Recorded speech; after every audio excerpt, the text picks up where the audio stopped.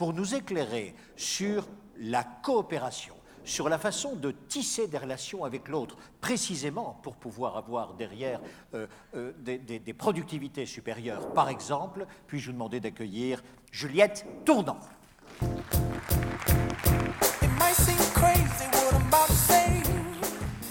Juliette, vous avez 14 ans, vous regardez Roland-Garros et à un moment donné, l'un des deux joueurs en finale est en difficulté et il se tourne vers le regard d'une personne chez qui il vient chercher du courage. Et c'est à ce moment-là où vous vous dites, cette image-là, ce sera ma vie. C'est-à-dire que je veux être celle chez qui celui qui est en difficulté viendra à un moment donné chercher une vision, chercher du courage. Vous êtes aujourd'hui coach. Vous êtes aujourd'hui au service de celles et ceux qui viennent vous demander une vision ou du courage, coach de manager, coach de dirigeant, vous formez à la stratégie de la bienveillance. Vous avez d'ailleurs écrit un livre là-dessus. La question que nous nous posons est donc la suivante. Le collaboratif, la coopération, très pratiquement, vraiment, comment ça marche? Si je veux, par exemple, constituer un groupe pour créer, pour produire, etc. Merci beaucoup. Merci Thierry. Pour réussir, nous avons tous besoin de recueillir le maximum de coopération. C'est une très vieille idée qui est déjà dans le petit ouvrage de Sun Tzu, L'art de la guerre, il y a 28 siècles. Sun Tzu qui fait du fait d'attirer à soi, de susciter la coopération, le premier critère qui lui permet de dire à l'avance si quelqu'un réussira ou ne réussira pas. Alors, comment s'y prendre? Sun Tzu, comme à son habitude, ne le dit pas. Et intuitivement, et quand nous écoutons Quentin, nous disons probablement que pour susciter la coopération, il faut soi-même coopérer. Oui. Et en même temps, il y a un détail qui est comment donner généreusement sa coopération à son environnement et ne pas tomber dans le fameux trop bon, trop con. Là où j'ai aidé mon environnement, mon entourage, mon prochain à réussir, et grâce à moi, il va décrocher le jackpot et je suis restée en arrière, en carafe. La recherche scientifique sur la question a démarré avec l'ère informatique, donc quasiment 26 siècles, sans aucun apport scientifique sur la question, jusqu'à cette année 79 où 14 enseignants-chercheurs de l'Université du Michigan se mettent en réseau pour jouer à un serious game auquel ils vont participer en proposant chacun un programme informatique. Ce jeu est une espèce de pierre, feuille, ciseaux. Vous voyez le jeu des enfants, Fichoumi, mais simplifié. Simplifié, chacun va simplement jouer « je coopère » ou « je ne coopère pas » sans prévenir à l'avance de ce qu'il va faire. Et quand deux stratégies se seront rencontrées, si les deux joueurs ont coopéré, ils ont chacun 3 points. S'ils n'ont pas coopéré, ils n'ont chacun qu'un seul point. Et puis le trop bon, trop con est bien représenté. Si je coopère et pas l'autre, pour moi c'est 0 et pour lui 5, le jackpot. Je résume, à ce jeu, celui qui gagne est celui qui reçoit le plus de coopération de tous les autres avec qui il est en relation.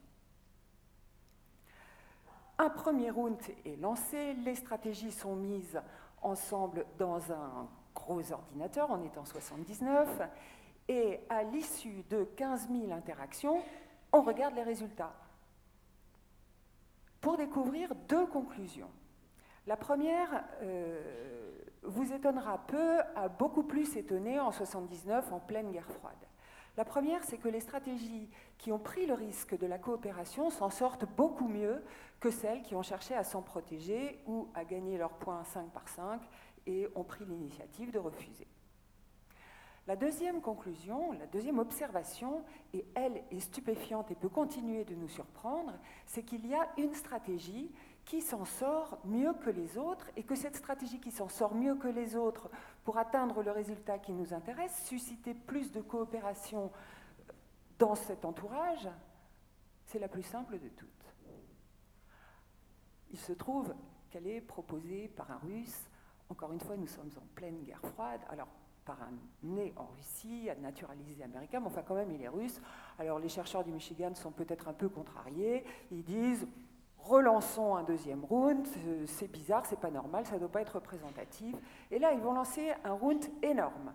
Ça n'est plus seulement le Michigan qui va jouer, mais tous les États-Unis, le Canada, la Grande-Bretagne, la Norvège, la Suisse, la Nouvelle-Zélande. Et puis on va étaler les âges aussi, parce que cette question, c'est aussi bien une question de chambre d'enfant. Je te prête mon jouet, mais est-ce que tu vas me prêter le tien pendant ce temps-là? Puis quand tu me le rendras, tu l'auras cassé, il sera bien... On met dans le jeu la stratégie d'un enfant de 10 ans, et pour faire bonne mesure, on communique à tout le monde tous les résultats du premier round, toutes les stratégies et toutes les analyses du Michigan. Et le deuxième round est lancé. Ils sont cette fois 64 joueurs, 15 000 interactions, on augmente, plus, encore, davantage, allez, on y va, et à 1 million d'interactions, on s'arrête, on regarde. Le résultat est exactement le même. Ça ne servirait à rien de faire un troisième round, ça n'aurait pas de sens, mais on peut encore faire subir à notre petite gagnante, l'insolente petite gagnante qui est la plus simple de tous, on peut lui faire subir une série de crash tests. Alors elle va être testée, assise, debout, couchée, sous la neige, un bras dans le dos, on va tout lui faire subir et elle se sort de tout. C'est la meilleure, dans un environnement ultra compétitif, car c'est une compétition, pour susciter davantage de coopération que d'autres façons de se comporter. Elle a la réponse, quelque part, elle contient la réponse à la question que chacun d'entre nous, pensant à son succès, est absolument légitime à se poser. Et pourtant, ici, il va se passer quelque chose d'extraordinaire. Après avoir proposé de cette petite stratégie une interprétation approximative, le Michigan va refermer le dossier, le ranger dans une armoire métallique, et vous n'entendrez plus parler de cette stratégie, sinon pour dire que c'est un joli objet théorique, mais qui n'est pas applicable dans la vraie vie. C'est pas la peine. On arrête tout.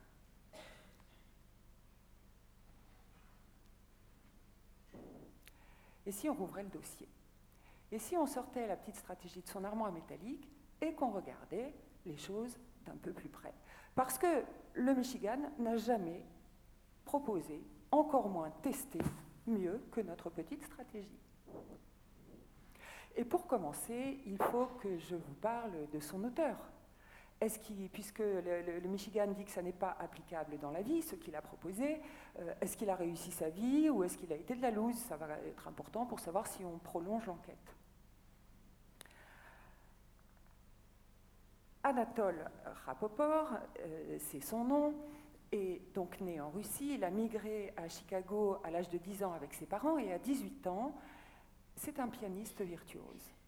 Alors très naturellement, il part à Vienne finir ses études de musique et là,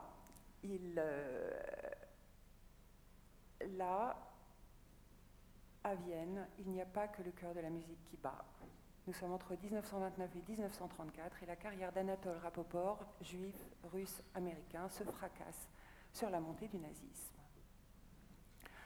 Qu'à cela ne tienne, il rentre aux États-Unis avec une vocation. Il sera un scientifique pour la paix.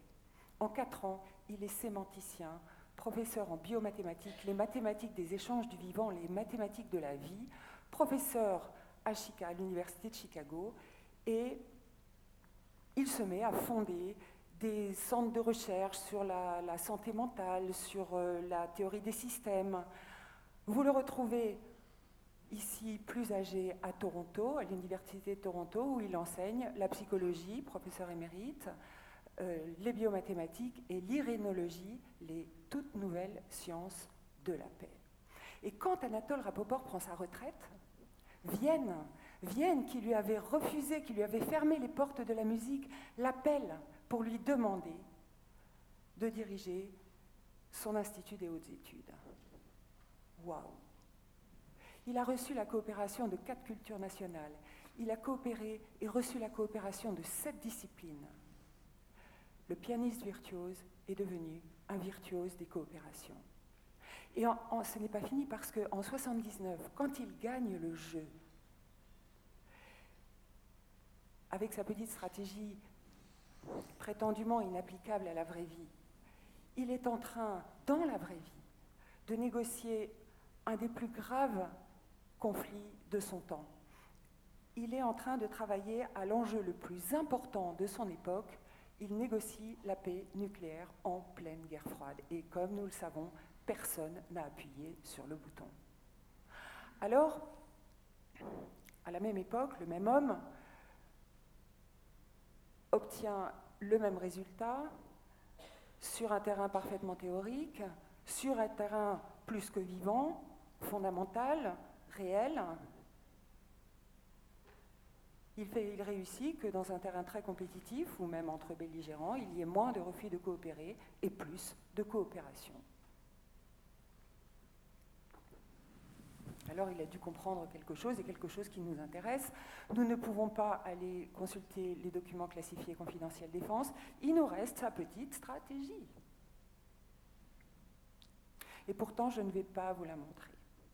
Je ne vais pas vous la montrer parce que le Michigan avait raison. Si on la plaque telle qu'elle dans la vraie vie, ça ne marche pas. Si je vous la montrais, ce serait l'équivalent de vous montrer ça. Là. Là, je vous montre une corde, mais ce que vous voyez, ce n'est que la gaine de la corde. Or, les propriétés d'une corde, sa résistance, son élasticité, sa flottabilité, toutes ces propriétés ne sont pas dans la gaine. Elles sont à l'intérieur, dans ce qu'en corderie, on appelle l'âme de la corde. Et c'est ça qui nous intéresse. La petite stratégie du jeu, c'est la gaine. Et ce qui nous intéresse, ce sont les forces qui l'animent de l'intérieur. Alors, dans mon livre, je présente bien sûr la stratégie et je montre comment je tire, j'extrais les forces qui l'animent. Mais le temps de la conférence n'est pas celui de la lecture. Je vais donc vous délivrer les 3 forces. Il y en avait 3 qui dirigent, qui animent de l'intérieur cette petite stratégie. La première, celle qui se manifeste dès le premier coup d'Anatole Rapoport et qui se maintient tout au long de son jeu, c'est la bienveillance. La deuxième, c'est la réciprocité. Et la réciprocité, alors ça, tout le Michigan l'avait vu, et d'ailleurs, cette stratégie a été baptisée tit for tat, qui signifie coup pour coup, ou donnant-donnant, qui signifie pour nous, si t'es sympa, je suis sympa, si tu me tapes, je te tape. Alors que la réciprocité du jeu de Rapoport n'a rien à voir avec ça. C'est une réciprocité de bienveillance. C'est bienveillance pour vous et aussi pour moi. Pour nous, une fois que nous aurons trouvé nos marques ensemble, et aussi pour ceux qui sont hors de cette salle.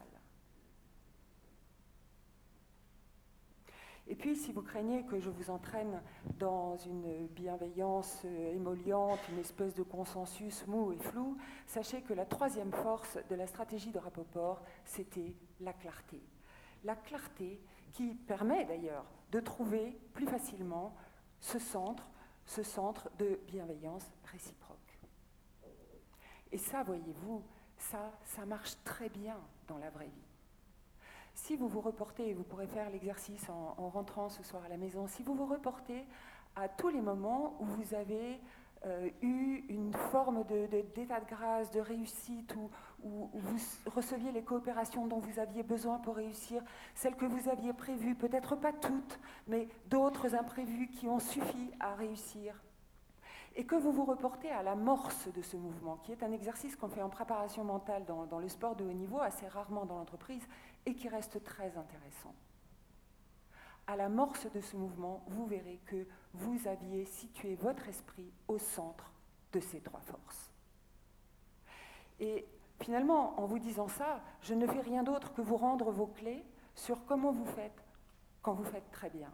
Et vous avez forcément déjà tous fait cette expérience et allez y repuiser. C'est un peu comme ce que disait tout à l'heure Stéphane sur le feedback.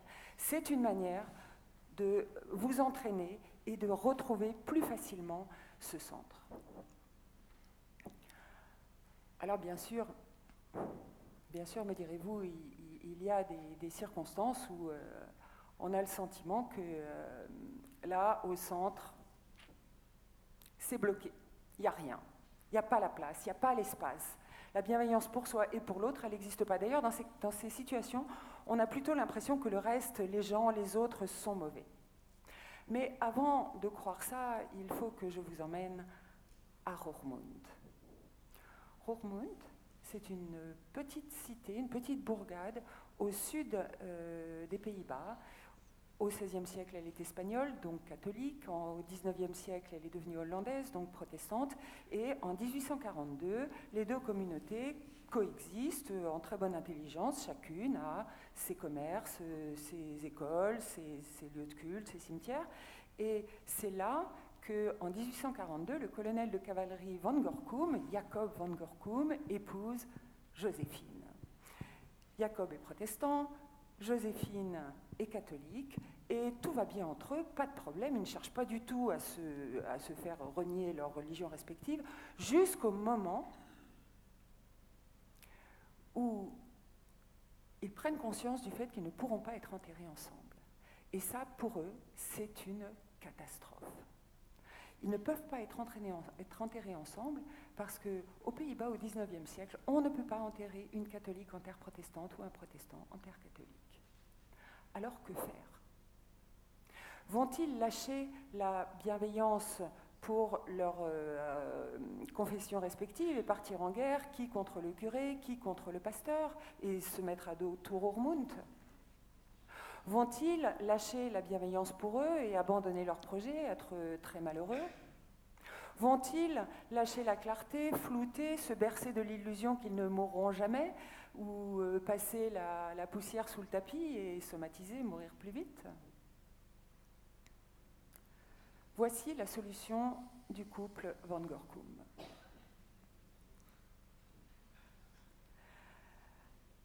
Ils n'ont rien retiré de nos trois forces. Leur solution est parfaitement bienveillante pour les deux communautés, parfaitement bienveillante pour leur projet et parfaitement claire. En revanche, s'ils n'ont rien retiré, ils ont ajouté une quatrième force qui n'est pas nécessaire dans le jeu et qui est infiniment précieuse dans la vie. Et cette quatrième force, c'est la liberté d'innover. Et si l'innovation, vous l'utilisez à chaque fois que vous avez besoin de créer ce terrain qui se dérobe sous vos pieds au centre des trois forces, alors vous vous mettez sur la route où vous obtiendrez les coopérations, le maximum de coopération de votre entourage. Cette liberté d'innover, elle est parfaitement stratégique, elle est parfaitement illustrée par cette image. Elle suppose la création d'un nouveau terrain. Une sépulture pour tout le monde en Occident, ça se passe sous la terre. Pour la première fois, les Van Gorcum créent la première sépulture en l'air. Deuxième caractéristique de cette liberté d'innover, je suppose que certains d'entre vous ont déjà eu le temps de se dire « oui, mais c'est trop facile, il n'y avait qu'un mur entre les deux cimetières ». Oui, bah oui. Sauf que ce mur, c'était l'ennemi. C'était le problème, c'était tout le problème, c'était ce qu'on voulait abattre. Pour trouver cette solution, il a fallu que quelqu'un accepte de regarder ce mur aussi, avec bienveillance, et de regarder comment on peut jouer avec lui, comment on peut obtenir de lui aussi sa coopération. Et puis, la troisième caractéristique de cette liberté d'innover stratégique, c'est qu'elle crée des solutions qui sont encore meilleures que si le problème ne s'était pas posé. Car si les Van Gorcum voulaient que leur amour soit magnifié dans leur dernière demeure, ils ont beaucoup mieux réussi de cette façon que s'ils avaient été simplement enterrés ensemble. Et puis enfin, évidemment, ils ont obtenu la coopération de leur communauté et ils en ont besoin parce que quand on est mort, on a besoin que ce soit les autres qui fassent ce qu'on avait demandé. On ne peut plus rien faire contre la volonté des autres. Alors, comment cette rose des vents comment l'utiliser dans l'entreprise. Je voudrais vous donner un exemple. Il y en a plein. Quentin, Stéphane ont donné déjà des éclairages.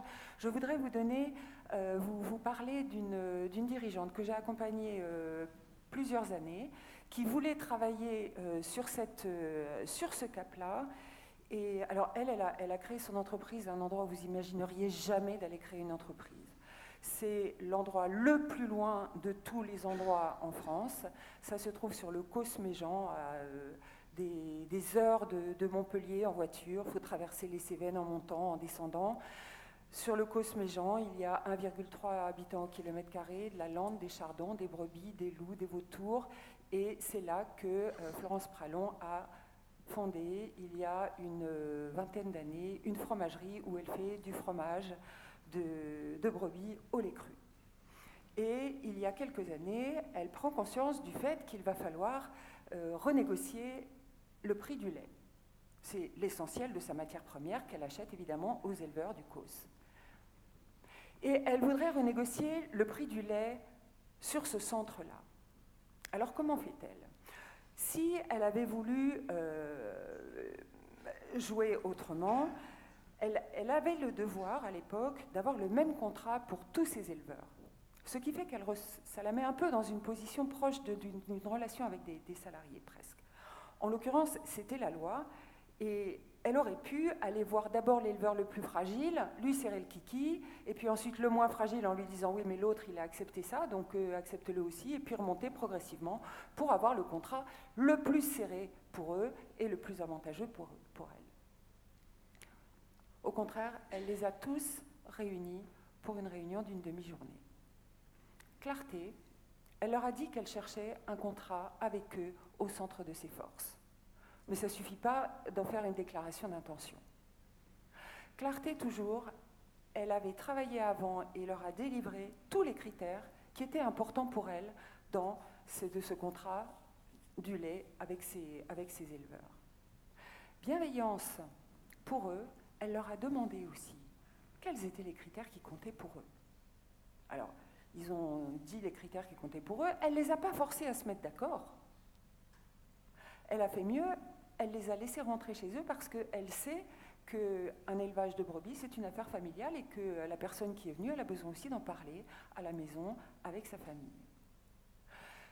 La négociation de ce contrat, qu'elle avait prise aussitôt que possible, parce que Clarté, dès qu'elle a senti que ça allait venir, elle s'y est mise tout de suite, a duré 1 an. Et elle a eu cette année pour le faire. Et à l'issue de cette année, elle a signé avec ses éleveurs un contrat qui était un vrai gagnant-gagnant. C'était un bon contrat pour elle, et la preuve que c'était aussi un bon contrat pour les éleveurs, c'est qu'elle a vu arriver des éleveurs de Roquefort. Alors Roquefort, c'est la Mecque des éleveurs dans cette région de Lozère et d'Aveyron. Elle a vu arriver des éleveurs de Roquefort qui avaient envie de lui livrer leur lait. Or, le lait de très bonne qualité dont elle a besoin, elle, pour faire du fromage au lait cru, c'est une denrée rare. Et voilà que tout à coup, elle voyait arriver à elle un approvisionnement qu'elle n'avait pas osé espérer 1 an avant. Et puis, elle n'a pas fait ça qu'avec ses éleveurs. Elle a travaillé aussi à trouver ce centre avec ses collaborateurs, comme le disait Quentin tout à l'heure. Elle a compris, alors c'est pas exactement comme ça qu'il le disait, mais ça revient au même, elle a compris que la clarté, c'était pas de balancer toutes ses idées au tempo où elle les avait. La clarté, produire de la clarté dans l'entreprise, c'était, quand elle avait une idée, savoir la retenir et cultiver le terrain pour la laisser éclore sur le terrain et que ce soit ses collaborateurs qui un jour viennent lui dire « Florence, j'ai une idée » et qu'elle puisse leur dire « Waouh, c'est génial ». Et c'est bienveillance pour eux, mais c'est bienveillance pour elle aussi. Elle a des collaborateurs qui sont infiniment plus motivés, infiniment plus excités. Et au lieu de semer le chaos chez des collaborateurs qui ne savent jamais quelle nouvelle idée a poussé à la dirigeante et qui se sentent en permanence incapables, elle a des collaborateurs qui deviennent de plus en plus sûrs d'eux, qui font grandir leur estime de soi et qui produisent de plus en plus d'idées, y compris des idées qu'elle n'aurait pas eues. En 4 ans, elle a augmenté de 50% son chiffre d'affaires et elle a multiplié par 10 sa marge. c'est efficace. La coopération stratégique, c'est efficace, c'est prodigieusement efficace quand vous n'obtenez peut-être pas la coopération de tout le monde, ce serait une tyrannie, mais quand vous optimisez la coopération de votre entourage. Et là, chacun d'entre nous a du terrain à cultiver pour en obtenir plus et arriver à s'approcher de l'optimum possible pour l'entourage. Alors, je ne voudrais pas vous laisser sans traiter d'un sujet important. Je voudrais terminer dessus. Comment fait-on quand il y a un vrai méchant? Vous voyez, le vrai méchant. Dans James Bond, c'est celui qui a la mâchoire métallique, construit comme une armoire à glace, et il pense qu'à une chose, c'est qu'il veut gagner en vous écrasant. Oh oui, je vois qu'il y en a qui connaissent. Un grand méchant comme ce client de l'entreprise que nous allons appeler Spartacus, ce gros client de Spartacus qui a très bien compris que Spartacus avait besoin de sa clientèle. Et du coup, il ne cesse de serrer les prix, de serrer les délais, d'exiger plus de qualité. Il change ses commandes à la dernière seconde. Et bientôt, l'entreprise de Spartacus est totalement obsédée par ce gros méchant client qu'il faut quand même servir et servir bien parce que le patron Spartacus, c'est une entreprise familiale, n'a cessé de dire « bah oui, bah, faut le servir parce que sinon on coule, sans lui on coule ». Jusqu'à ce que Spartacus s'intéresse à cette rose des vents. Liberté d'innover, il réunit tous ses salariés. Et il leur dit, je vais vous demander un très gros effort, pendant 6 mois. Pendant 6 mois, il va falloir continuer de servir gros méchants clients. Et en même temps, je vous demande de bichonner tous nos autres clients, tous ces clients plus petits, charmants, qui ne nous dérangent pas, et que d'ailleurs on délaisse à cause du grand méchant. Mais c'est avec eux qu'on veut se développer. Alors, si vous en êtes d'accord, parce que c'est là notre porte de sortie par rapport aux grands méchants clients, mettons le paquet sur eux en même temps qu'on maintient l'affaire à flot avec le gros méchant. Au bout de 4 mois, divine surprise, un de ces petits clients, enchanté, ravi et parfaitement confiant après avoir vécu ces 4 mois de traitement formidable de Spartacus, recommande Spartacus à Hermès, le sellier. Or, Hermès se fait une religion de très bien traiter ses fournisseurs. Et puis, c'est un gros contrat. Et puis, c'est une merveilleuse référence quand il s'agit de se développer. Spartacus fabriquait des boucles de ceinture.